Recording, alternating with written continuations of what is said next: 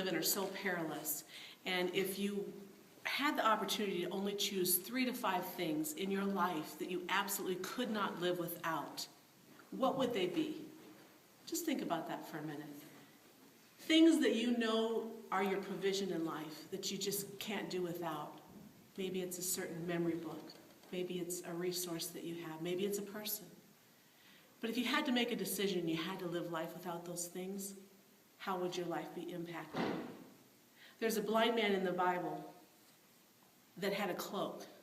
Now, I would imagine as a blind person, you kept tight rein of those things that were minimally your possessions, because you had no sight to see if someone was coming to take that from you.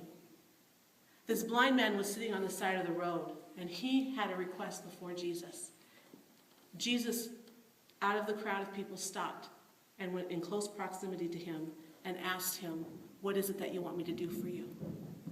The scripture says that as Jesus asked him that question, he took the cloak and he threw it away and immediately arose and went to Jesus.